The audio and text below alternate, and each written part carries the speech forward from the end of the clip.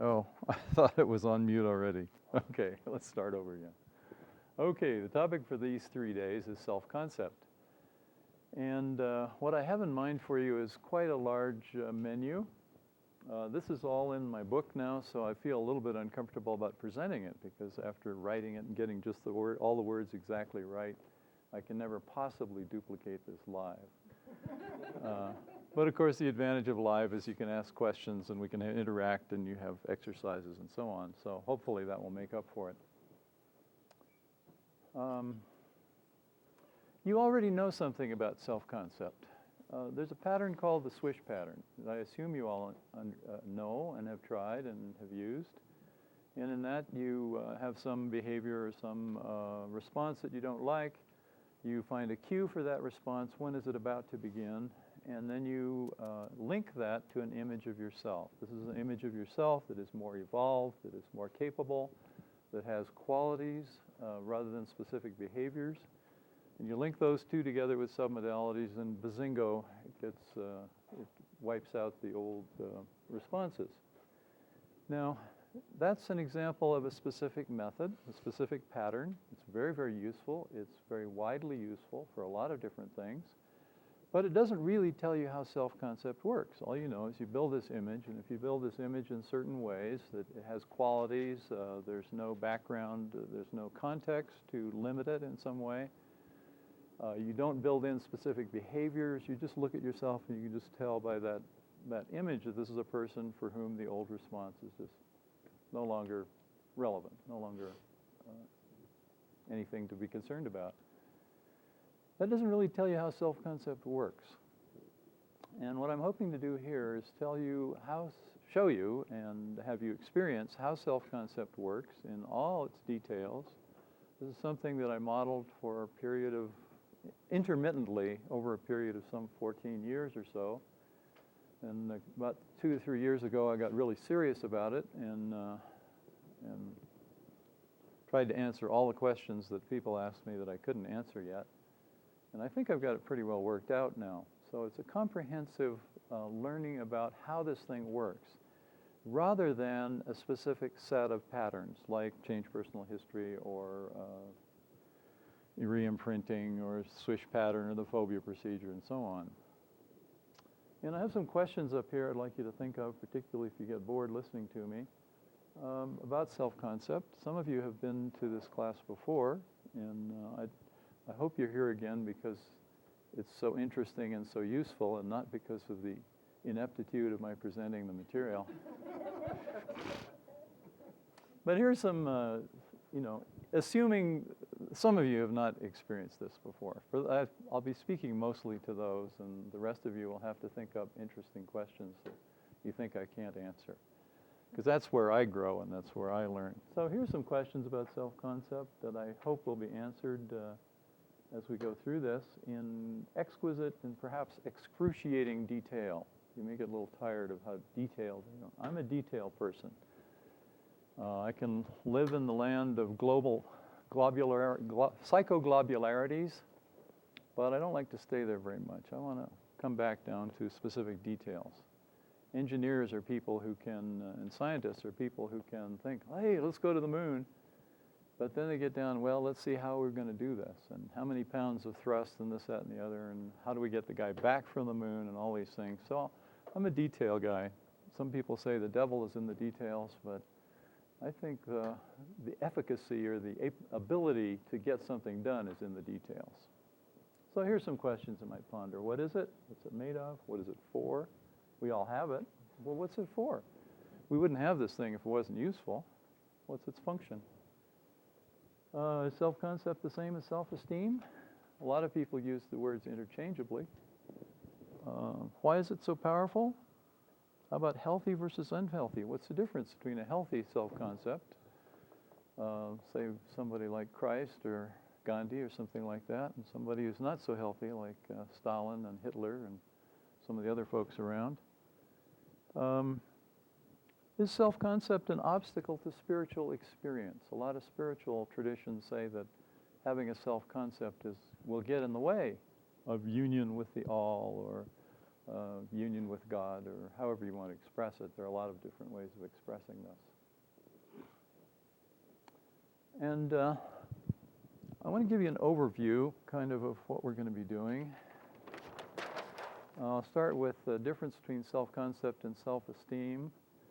Go into a number of factors that make the self-concept powerful. You know it's powerful. The swish works wonderfully. And it's been known for a long time that if someone has a powerful self-concept, a really good one, they can go through all kinds of hell and difficulties and come out whole at the other end. So what are the aspects that makes it so powerful?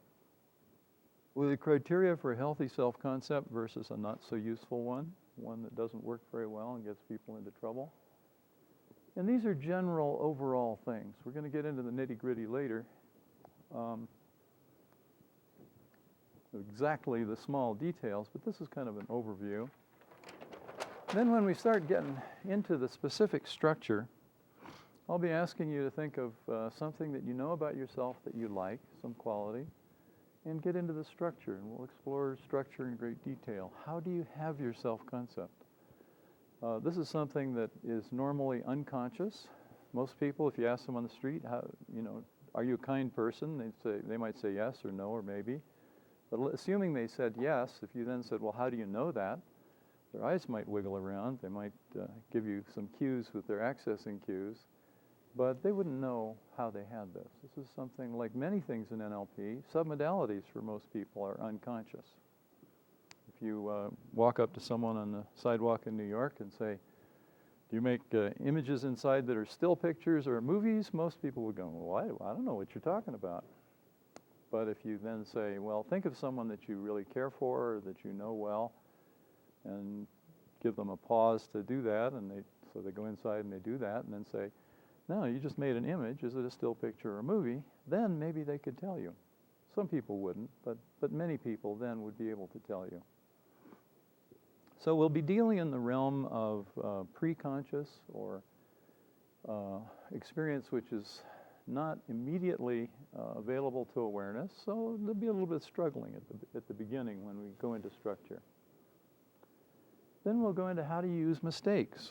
If I think I'm a kind person, from time to time I may find that I've been mean to somebody, or somebody else comes up to me and says, oh, that was an awful thing to say. What do I do about mistakes? How can I use that to make my self-concept better, and rather than just going into a funk about it or something? Then transforming mistakes is a little subtler way of utilizing mistakes. Building a new quality. Let's say you would like to be different than you are, and you'd like to build a whole new quality for yourself. Using the information that we've gotten from structure and mistakes and transforming mistakes, we can build a whole new quality for yourself. Then show you how you can deal with an uncertain quality. Some things about you go, well, maybe I am, maybe I'm not. I'm not sure. You often get these kind of head nods or this kind of thing, and this waffling back and forth, ambiguity. Or you can think about it as two parts of a person, that one part says, yeah, you're a kind person, and the other part says, no, you're not, in a different tonality, and perhaps a more convincing one. So how do you deal with uncertain qualities? Because it'd be nice to be congruent. One of the things that we often do in NLP is we are looking for congruence, or working toward congruence, so that we don't have someone who is just a bundle of different motives all going in different directions at the same time, but you can focus and go all for a particular outcome without being ambiguous about it. We'll explore the not self a little bit. This is in terms of what not to do, which is double negation. But not self can get you into trouble just as negative commands get you into trouble, not self. I'm not the kind of person who can, there are some serious pitfalls there in defining yourself by what you're not. And so we'll go into that in some detail. And then we'll go after a negative quality. I'm mean and I really would like to be kind. I don't want to be the way I am.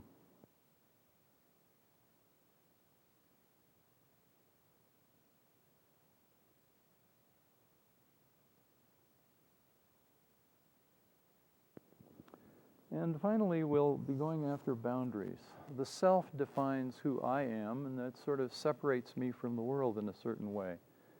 And there are different ways that this can occur, some of them useful, some of them not so useful.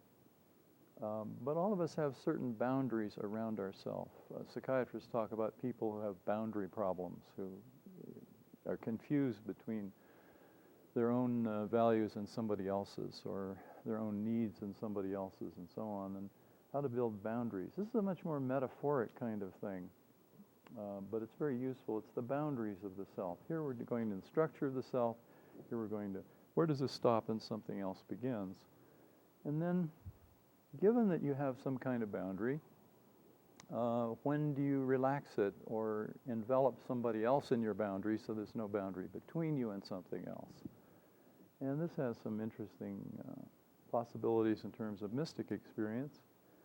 And then, and this has to do with connection. How can you have a self-concept that describes yourself but doesn't separate yourself from others? There are a lot of aspects of that. Some of them I'll describe this morning. So this is kind of a little overview of what we'll be doing, kind of give you a map for the 3 days.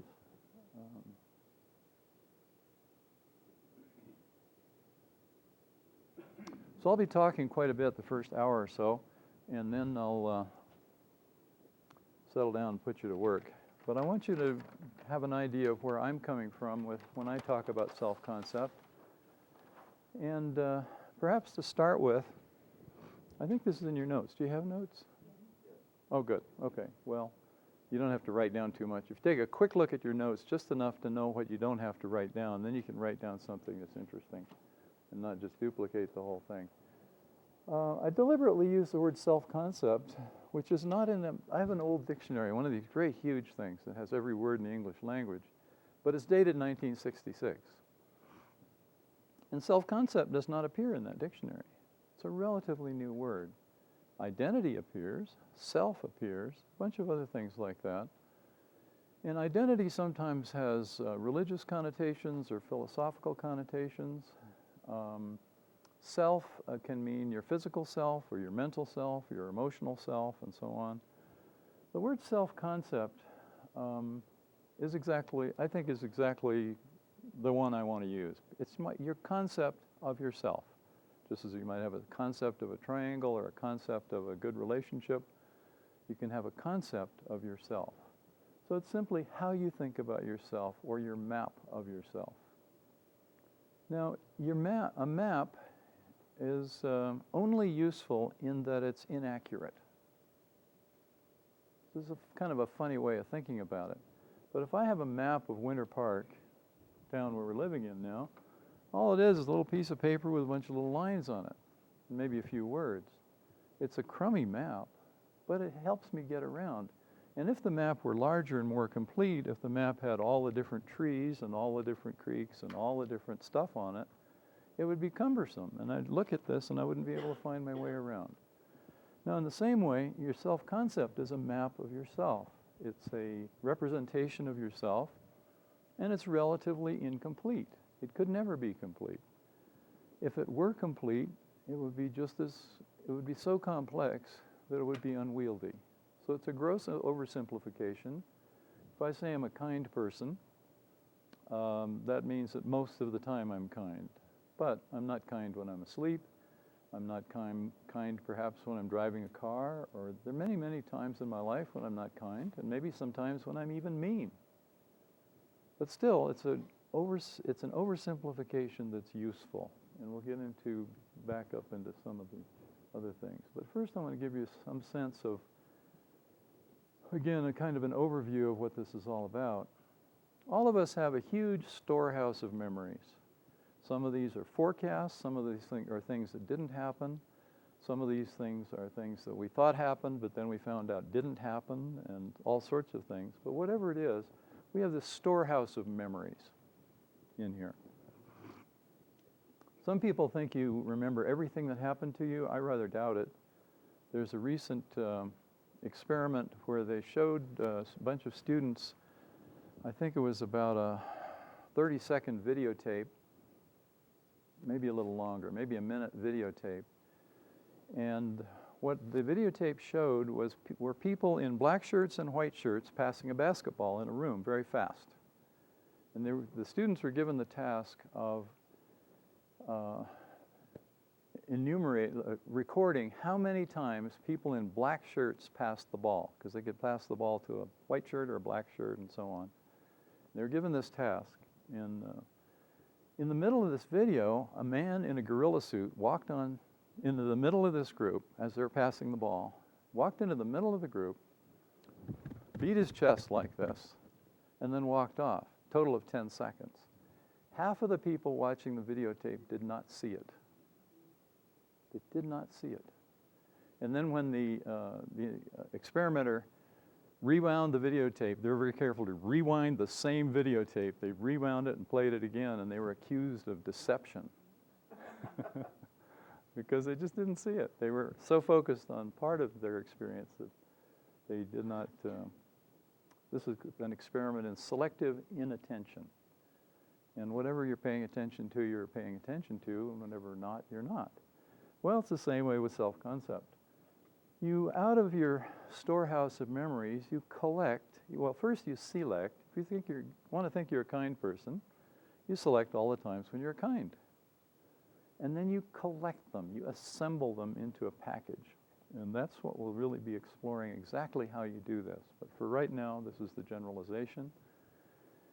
And that's your self-concept, which I abbreviate here SC. Now, self-esteem is quite different.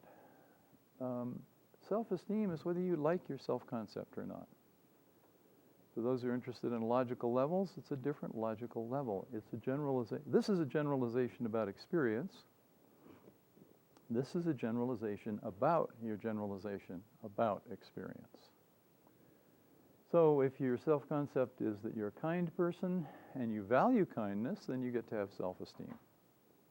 But if you don't value kindness, if your ideal is to be mean and nasty and cruel and sneaky, then you would not value kindness, and you could have bad self-esteem about being kind.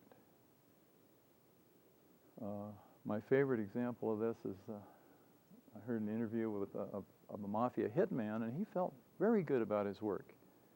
He was extinguishing cockroaches, as he called them.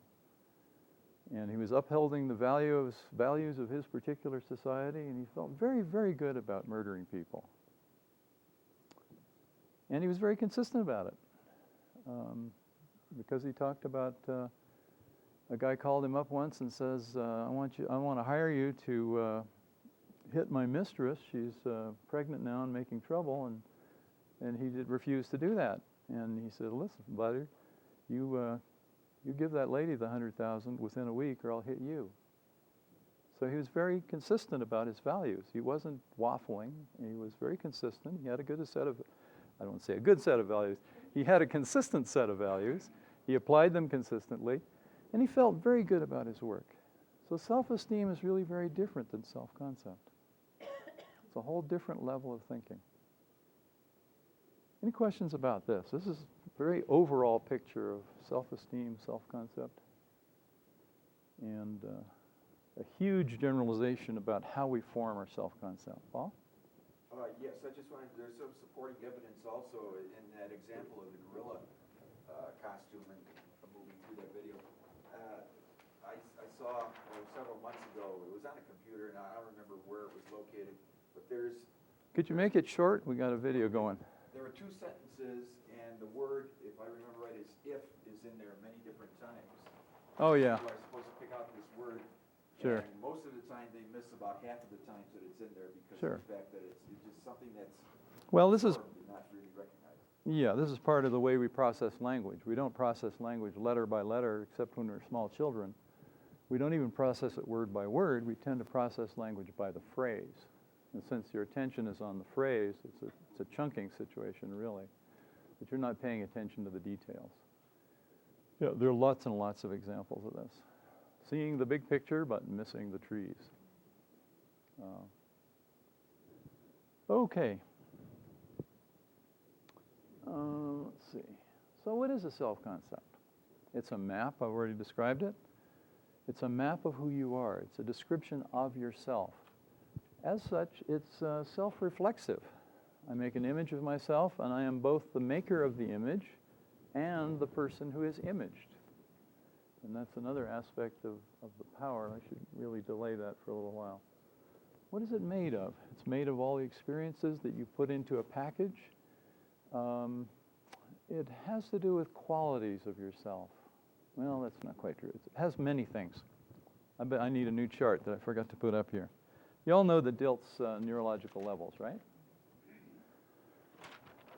Very quickly, what are they? Connection. And then he uses identity, right? See, I would use self-concept, but he has some different ideas about identity. Then beliefs. Values.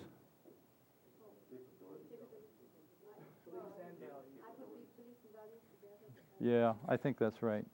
There.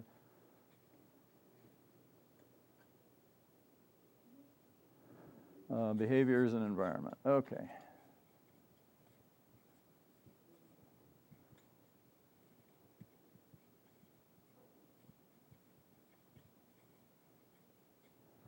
Okay, now, I'm going to say this is basically equivalent to self-concept.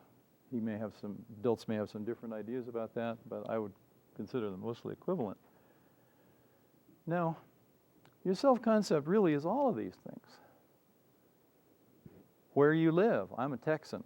I'm a Westerner. I'm a New Englander. I'm a whatever. Often people identify part of their self-concept as where they live. I'm a truck driver. I'm a computer programmer. They may describe themselves in terms of their behaviors or what they do for a living. I'm someone who's able to learn. I'm a creative person. Behavior, capabilities, beliefs. You can identify, again, beliefs are part of your identity too. Connection, your sense of connection, your religious sense or spiritual connection. That's also a very important part of your self-concept. So in a way, all of these feed into self-concept. Now, the interesting thing about this is that people's sense of connection usually is so global and is so large chunk that it's a little hard to explore. It's very, very important. If people have a conversion experience or a born-again experience, it affects all of their life in many, many, many, many ways. Very, very powerful. But if you ask them, well, how did that experience happen and what's different now, it's usually hard to get some details. Likewise, you can have a change in behavior that can change your self-concept in quite a ways. This happens in an interesting way, and I think I'll wait on that. If you were to explore people's sense of themselves that's based on their specific behaviors or their location or their environment, you would get something that's so specific that it wouldn't tell you much. It wouldn't give you much information, and if you changed it, it wouldn't make a whole lot of difference typically. And so what we're going to work with here primarily is the general notion of beliefs and especially capabilities, or what I will be using the word quality. I don't mean the quality, quality, I can't talk and write at the same time, I've discovered, but I keep trying. That when I talk about qualities, I am a kind person, I'm an assertive person, I'm a tenacious person, I'm someone who's loyal and et cetera, et cetera, et cetera. But these are kind of intermediate in size between spiritual connection with the whole universe versus specific location and environment or specific behaviors. And these are rich enough to be very interesting and provide quite substantial changes in behavior when we change them. And yet they're specific enough that we can deal with them and we can find out what they're made of and how they work. So this is the range that we'll be primarily working with. And then I invite you to explore these other, the smaller chunks and the larger chunks whenever you want to, on your own. But we'll be dealing mostly with these because it's useful for teaching purposes. They're specific enough that you can know what you're dealing with, and general enough that they're really interesting when you change them. So that's one piece there. What is your self-concept for? If you didn't have a self-concept, how would that affect your behavior? How would that affect your life? As far as we know, animals don't have self-concepts. Animals have a lot of behaviors. They can behave contextually in different certain situations. They can behave differently. They can make generalizations. They can know the difference between what is prey and what is not prey, and what is food and what is not food, and things like that. But as far as we know, they don't have a concept of themselves. They probably don't have too much sense of time either. But how would your life be different if you didn't have a sense of who you are? What's that? We'll be like them, like the animals. I think you would. In a lot of ways, you'd be like animals. And that means we would not have many of the things that we are.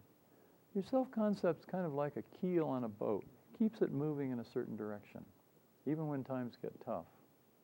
It's a map of yourself, so that animals have maps of the world, but they don't probably have maps of themselves, as far as we know.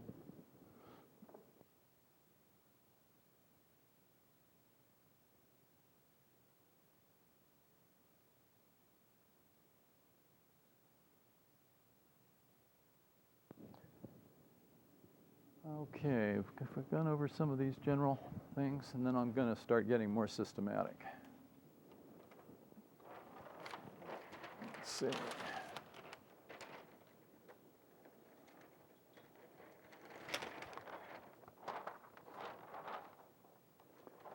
Okay, I think I'll start getting more systematic.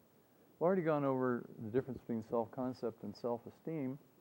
There are many people talk about self-esteem training. There was this whole self-esteem conference in California about 20 years ago, I think.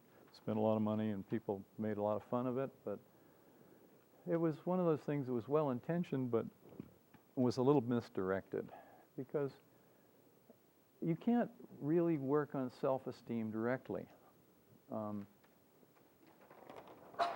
Since self-esteem is a result of your values and your self-concept, if you try to ignore all this and just say, oh, you're a great kid, or something like that, isn't really going to work.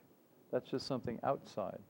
And some people made the mistake of providing other esteem and the idea that this would generate self-esteem. And they're quite two different things. If you look at the things that people do in the name of self-esteem, enhancing self-esteem or improving self-esteem, many of them actually work at this level, which is where you need to work. For example,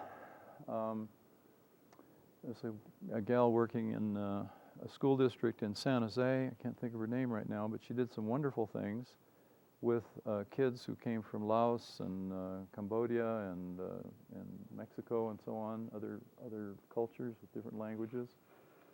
And she, for instance, would have them go through magazines and cut out images of people of their particular ethnic background who had succeeded in life, who become doctors or sports heroes or something like that.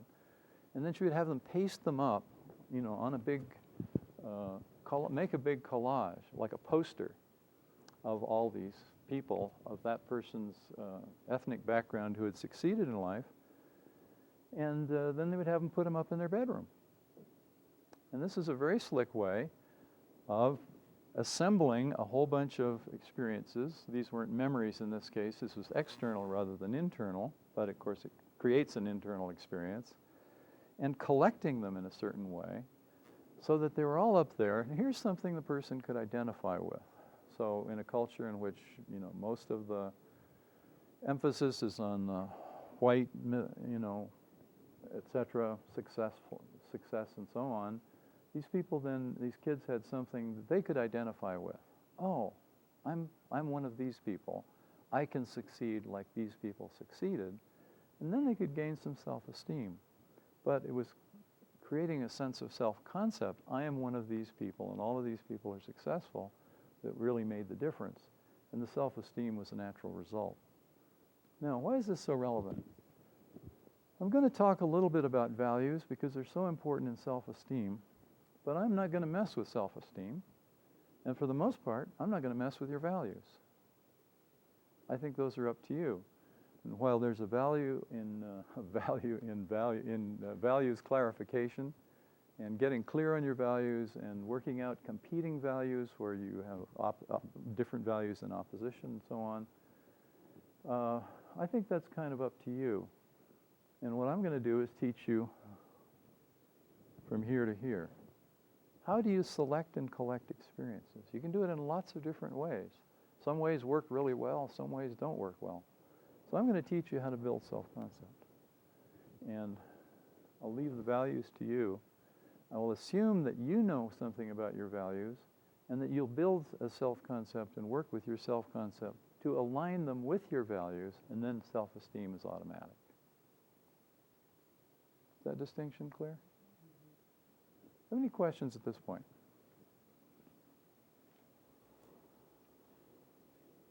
Okay, let's roll right on.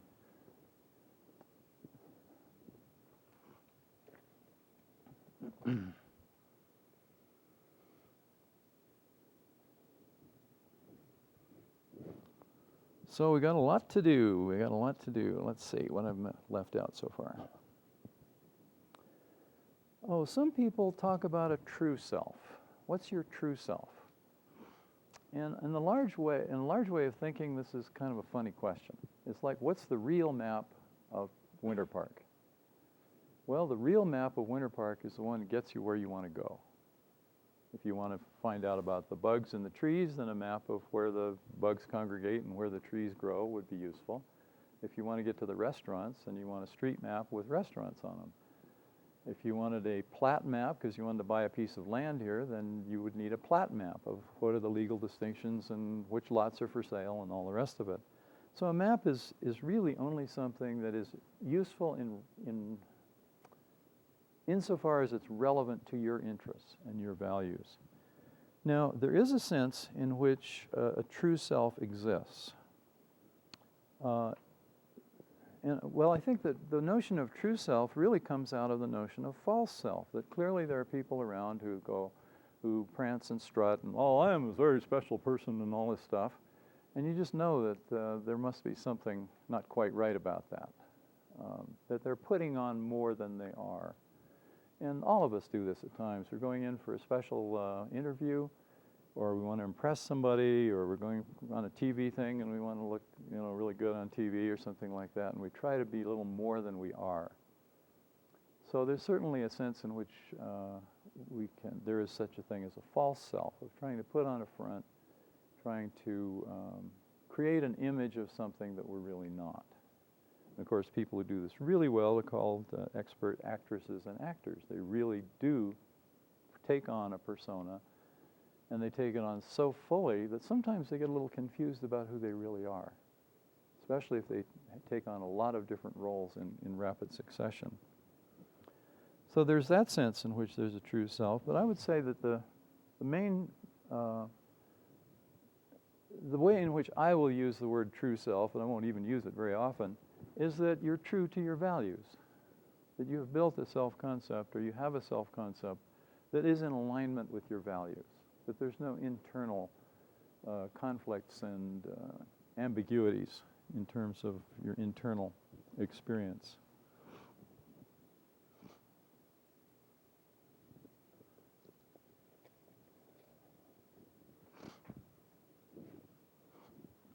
I got some little memory devices here that I don't really use very often, but sometimes they're pretty handy. Let's take a little more time on values.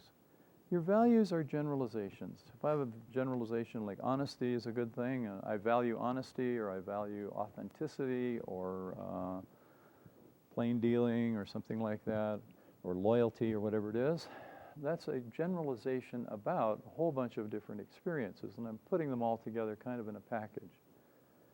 And one of the things you'll be learning in this is how we generalize about everything. I'll be teaching you how you generalize about yourself, but that's only a special case of how you generalize about other things, how you generalize about mathematics or dogs or triangles or anything else in the world. Self-concept is more interesting because it affects you so strongly. And that's why I focused on it, and where we'll be focusing mostly, but I want you to realize that this is also, how you generalize about everything. Fundamentally, it follows the same principles. Now, often values conflict. We learn some values from society. We may learn one set of values from grandpa, another set of values from mom, another set of values from the kids we hang out with at school or after school. So oftentimes we take on values from others, maybe without testing them to really make sure that there's something that fit with ourselves, that really makes sense of ourselves. So we often have conflicting values. Time enters in. I might really like that dessert now, but I don't like what it'll do to my stomach later. So time is also, values now versus values in the future. Anything you can do to clarify your values and put them in some sort of sequence of importance will be very useful. I think Charles did a thing on hierarchy of values, didn't he? In the last little while? Okay. Just a simple example. You're walking down the street and you see something in a store window and you go, oh, that'd be nice, and you reach for your wallet without thinking, is this really what will satisfy you the most? What are all the other things that I could buy with that same amount of money, and would I really enjoy this $50 worth, or whatever the value of it is? So it can be very useful to have some kind of prioritization. Well, this is more important to me than this. This is more important to me than this, and so on. And many people do not have a prioritization, and they just see something trinket in a window and I want it, and they grab it, and sometimes they don't even pay for it. Because they want it, and they want it right now, and they don't think about what else they could do with that money, or what are the consequences of grabbing it and not paying for it, and so on. So a hierarchy is useful. On the other hand, it's a lie, because your values change over time. Right now, I hope you're interested in paying attention to me and what I'm talking about and what I'm about to present. But in a little while, you may want to go to the bathroom, and that may be more important than sitting here and listening to me. You may think of a phone call you need to make to someone at home. And, oh, I forgot to tell them about so-and-so, so the pot's on the stove or something like that. And then that becomes the most important thing. So in fact, our values change through time. What is the most important thing? At any one moment in time, you can say there's a hierarchy. At any one moment in time, you're paying attention to one thing and not to some certain other things. At this moment, you're probably not paying much attention to the feeling inside your knees, on the backside of your knees, until I mention it, and then, of course, your attention tends to go there. There are all kinds of things to pay attention to. How do you pay attention to what's important to you? Well, your values shift. They shift in time. They shift in place, contextually. If you're in certain contexts, certain things become more important to you. If you're up on a ski slope, you probably don't want to sit down and write notes for some book you're writing. It's time to ski. So skiing is more important. That context, in a sense, demands a certain change in values, and that's appropriate. So in reality, what's going on is something called a heterarchy. And this is a word that's not much used, so I need to explain it a little bit. And also the origin of the word. Quite some time ago, a guy was studying the reticular activating system. This is your brain. And in the brainstem here is a set of neurons called the reticular activating system. And if you make certain kinds of lesions in these, the animal will be awake all the time and very distractible, sort of ADHD. And if you make certain other lesions, the animal will go to sleep. This is a particular set of neurons that govern attention. And attention, if you think about it, is the very foundation of values. What do you notice in the world? Well, you notice what's important to you. And you notice preferentially those things that are most important. And what he found was that this set of neurons were actually sort of a set of circles at each input between the vertebrae where the nerves come in and also the nerves from the face and so on. There was this little circle. And these circles communicated up and down so that essentially it acted like a committee, but a committee in which everyone could talk and everyone could listen at the same moment.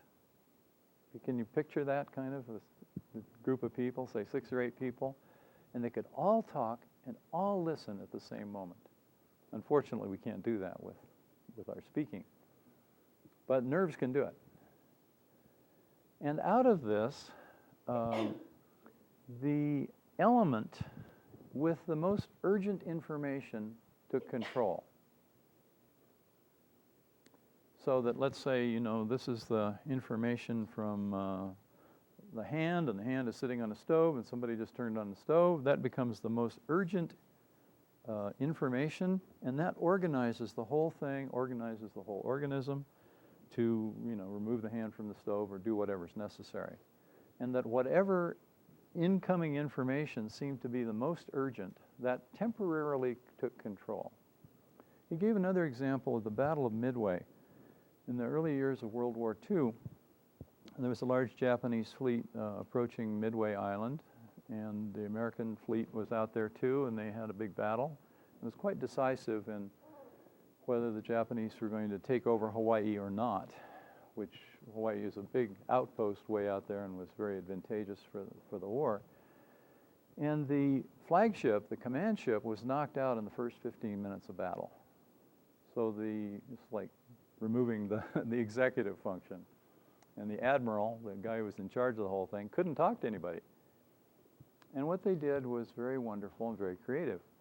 They all talked at the same time, basically, on the same frequency. They're very terse. They just give little bits of information, like airplanes coming in over here, enemy destroyer over here, blah, blah, blah. And they, by consensus, decided on who had the most urgent information in terms of the battle. And temporarily, that ship had control. And the control rotated around the fleet. And it was probably decisive in winning the battle. But that's an example of how the reticular activating system works and how our bodies work. That whatever's most urgent at any particular time temporarily takes charge and is the executive function and decides, what's going to be done. So that's the healthy functioning. Let me give you an example of where this breaks down. This can be a very useful way to examine problems that people have and get some idea about what might need to be done.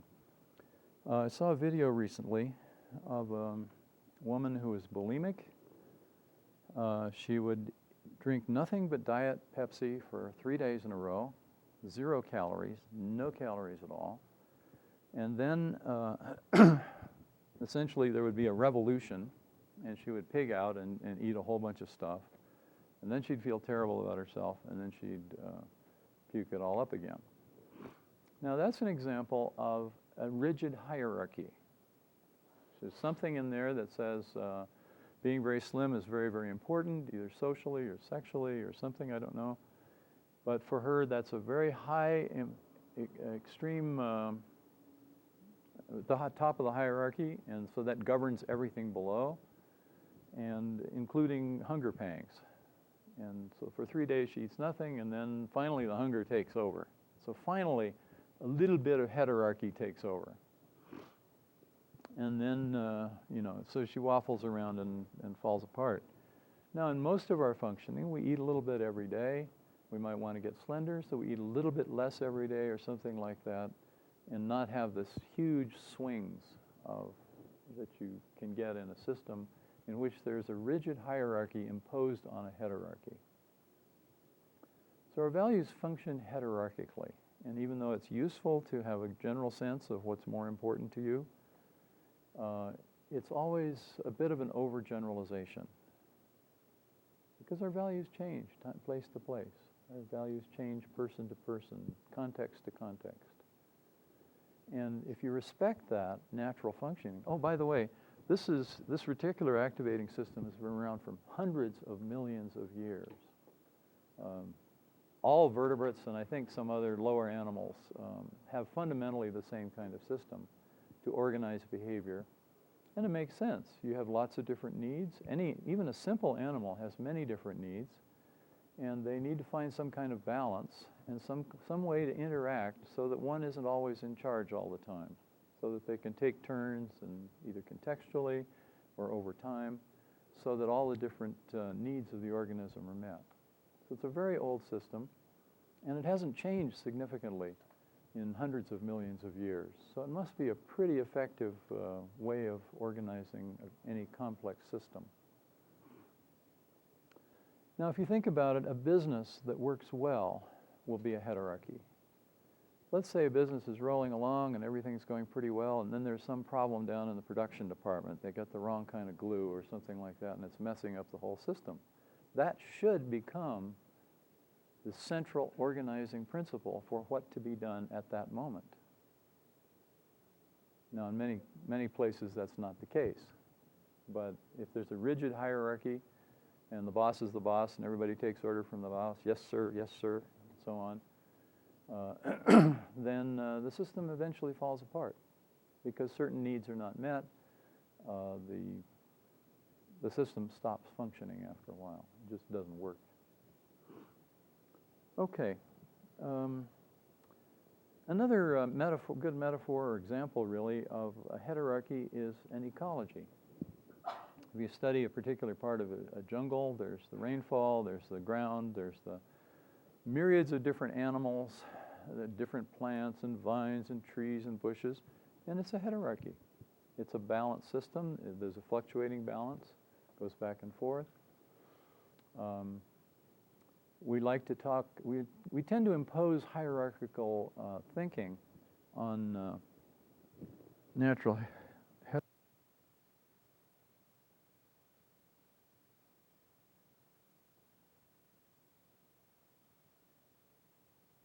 For instance, we talk about the top carnivore in an ecological system. The top carnivore is the animal that eats other animals and is not eaten in turn. Well, you know what? There's no such animal. Bacteria get us all in the end.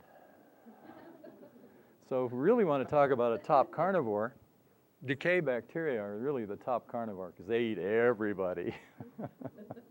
All the plants and all the animals as well, including themselves and each other.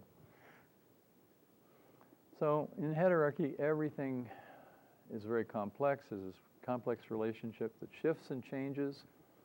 If a particular part of the jungle gets hit by a hurricane and a lot of big trees are knocked down, it shifts the allocation of resources and so on, and little trees start growing in where they couldn't before because the canopy was too dark, and so on and so on. And some bugs are wiped out, and others have a field day. Right now we're having a really wet summer, and I've noticed that I live out in the country, and the morning glories are just going berserk. The morning glory vines are everywhere, and they're covering all these other plants. So there's a temporary imbalance there. Of course, we'll have a dry summer, and then the morning glories will be really tiny, and then the grasses can come up and have a better time. So this is how our values really work. I think that's about all I want to say about values, except that they're tremendously subjective.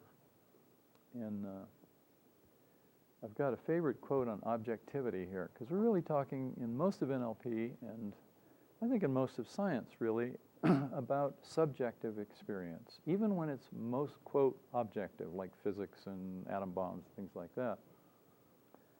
And if you think about the things that you enjoy doing that you know many other people would not enjoy doing, that gives you a sense of how subjective values are. I mean, I do things that other people would think are totally crazy. And I look at guys who are climbing up these fierce vertical cliffs without any protective equipment. I think they're absolutely nuts. And they'd have to pay me enormous amounts of money to do that. And yet they will pay money to do that. Well, likewise, I sit at my desk and I do stuff at my desk that most people would think is absolutely nuts. And that's part of the wonderful thing about modern society, is that we can do all sorts of, we have a huge range of options. And we can have fun in lots and lots of different ways. If you think about deer, for instance, they eat, they sleep, they have sex, and kind of that's about it, you know, as far as we know. And we can have all these things that we can have fun doing. So back to objectivity. This is a quote from Heinz von Förster, who's one of these Illuminati and systems theory. It is semantically and syntactically correct to say that subjective statements are made by subjects, right? Correspondingly, we may say that objective statements are made by objects. It is only too damn bad that these damn things don't make any such statements. And if you think about it, even when a scientist makes some statement about neutrinos or alternate universes or something like that, he's always saying, given these presuppositions, giving these assumptions, using these particular methods of observations and these mathematical, statistical, blah, blah, blah, this is what we have observed. That's really the limit of what they can say. So they can say this seems to be true as far as we know, given all this basic stuff. So even in, quote, objective knowledge, there's always a huge subjective component. And that's really, really true in terms of values. Different people have different values. And so that's about all I'm going to say on values. My job will be to build a self-concept that accords with your values and leave the values to you. Any questions about the values?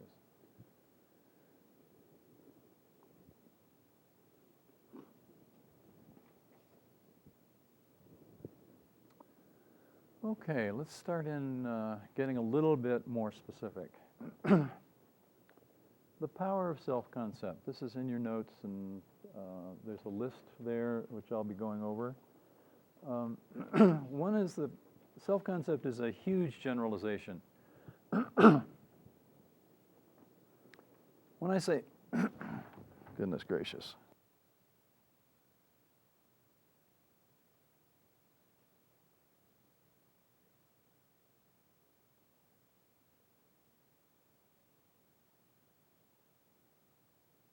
If I say to you, I'm a tenacious person, that means I keep going on something. I can start on a project and carry through over a period of weeks or months or years or something and carry through.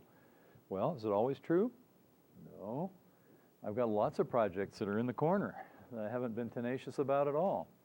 There have been many things that I just looked at and go, I don't want to be tenacious about that, and I put it aside completely.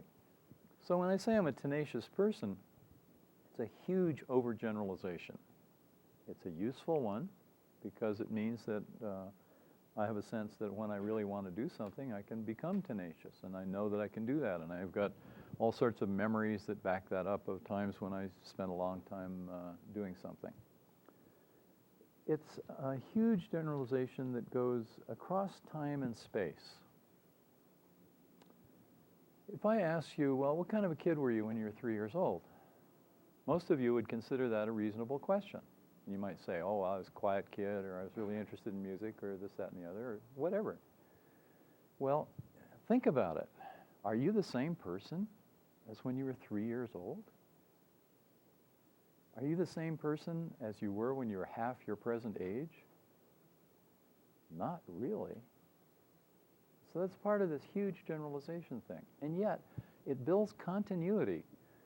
Bandler used to joke about, you know, this guy was in a seminar, his name was Bob, and we walked into the next room, his name was still Bob. Now, that's kind of a ridiculous way of pointing out that our identity goes with us into different contexts. It goes with us into the next room. And it goes across space and time. And that's one of the things that makes it so powerful, because if I make a change in my identity, it doesn't just make a change in, say, a phobic situation, or when I'm spelling words or driving a car, it makes changes throughout all my life, because a change in identity pervades, it goes out throughout all space and time. One person I talked with once said that he worked on his identity once, and he'd always thought of himself as a poor boy. And I'm not sure what this means. Anybody comes from Texas might be able to enlighten me. But it meant something, and it was part of his self-concept. And his wife had always worried about his driving. His driving was always kind of reckless. When he changed his identity of being a poor boy, his driving became much more serene and rational, at least to his wife's. Now, what's the link between those? Well, sometimes you can't find the link between them, but somehow in that person's brain, being a poor boy meant that you drove fairly recklessly. And being whatever it was that he became meant that you drove in a different way. So it's one of these things can really, when you make a change in identity, it can affect many, many, many specific attitudes and behaviors, because self-concept goes through space and time. Is it because we acquire new values maybe when we change identity? In a sense? It doesn't necessarily. It could mean that you change your values, but very often the values remain the same. It's simply that you choose different experiences.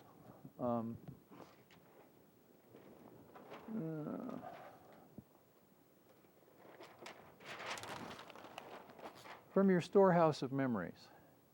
You see, I have plenty of memories of being mean to people and being abrasive and other people being upset with me and so on. I've got a whole bunch of those. If that was part of my principal self-concept, I could think of myself as being abrasive and cruel. That wouldn't be any less true than what I think of myself now as being kind.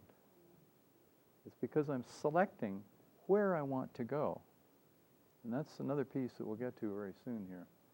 It's, your self-concept is a feed-forward system. It goes into the future. And that's one of the things that makes it so powerful. So,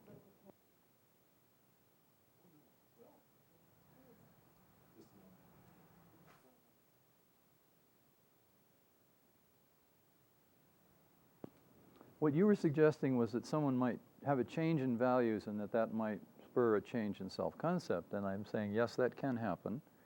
But you can, even keeping the same values, you can change your self-concept. I might think of myself as mean and not like it.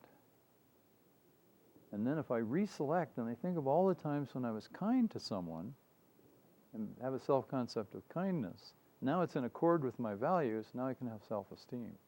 But it really has to do with selection down here. And of course, what you select might be in terms of your values, or it might be in terms of what other people have told you, or all sorts of other influences.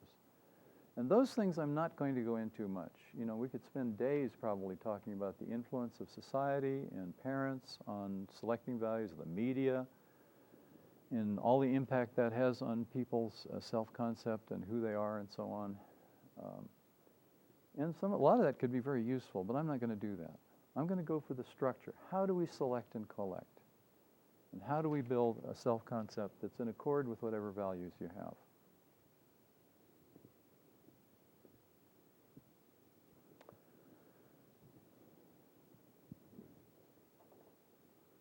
Now, contrast your self-concept goes through space and time. Contrast that with a phobia. Phobia is very contextual. Say somebody has a phobia of water or elevators, or my favorite is stuffed olives. There was some lady who had a phobia of stuffed olives. I can't imagine how she got that one. But typically in the situation that creates a phobia, the person has a very, very limited focus of attention. They're scared to death by some event, and whatever they happen to be focused on is what they're become phobic to. And so somehow I guess this lady was focused on a stuffed olive at the time she was deathly afraid. One case that my wife worked with was a woman who had a phobia of not seeing her feet. And that occurred in the context of, she was on one of these flat boats that they use in swamps where it's very shallow water. And this little kid was 9 years old or something, standing on the flat end of this boat. Somebody pulled on the oar. She lost her balance. She stayed upright, but at the moment of absolute panic, she was looking down and her feet were in the muddy water. She couldn't see her feet, and that's what she became phobic of. So she couldn't ski in deep snow, and she couldn't do anything basically where her feet were covered and the rest of her was visible, which is, again, a kind of a strange one. But apparently that focus of attention. But back to the point, a phobia only occurs in certain contexts. If you cure someone's phobia, they're better in that context. It may be a wonderful thing for them because now they can ride airplanes or they can swim in water and things like that. But the change is restricted to that context. In contrast, when you change self-concept, it goes across context. Now, feed-forward system. My favorite example of this is a joke. A guy wakes up in the Army, he's a private, and he wakes up one morning and he starts looking everywhere, all over his barracks and under his bed, and goes through his kit box and so on, and he goes through other people's beds and stuff, and he's searching. And his commanding officer says, "Well, what seems to be the problem, son?" He says, "Well, I'm looking for a piece of paper." "Well, what is it?" "I don't know." "Well, what does it look like?" "I don't know." "Did you lose it?" "No, I don't know. I have to have this piece of paper. I have to have it." And he's just obsessively searching everywhere for this piece of paper. And after a while, he decides, well, we better send this guy over to the psychiatrist. So he does the same thing in the psychiatrist's office. He's searching for this piece of paper, and I'm looking for it. The psychiatrist asks the same kind of questions. Well, what is it? And did you lose it? And no, I have to have it. He's searching everywhere. And after several days of this, the psychiatrist kind of gives up. And he says, well, I think we better give you a psychiatric discharge. And as he signs the paper and hands it over to the guy, he says, there it is.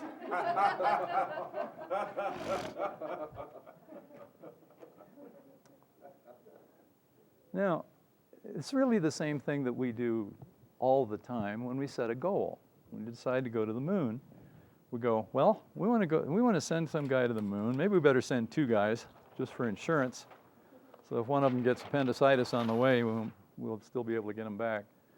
So here's the Earth, and here's the moon, and the moon's going around like that, and of course the Earth's going around. I'm not sure if that's correct, but I think they go in the same direction.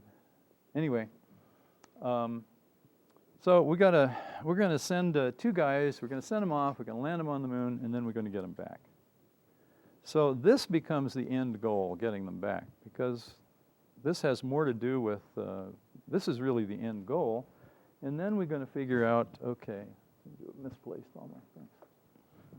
Well, in order to get them back, we've got to have a capsule that's so big, it's got to have a certain amount of oxygen and this and the other, and a heat shield, and it's got to come in at a certain angle, blah, blah, blah. And then we work back this way. We do backward planning to decide, well, what are we going to launch here? Oh, a separate module that's going to land on the moon. The rest is just going to go into orbit and so on. It's called backward planning in business.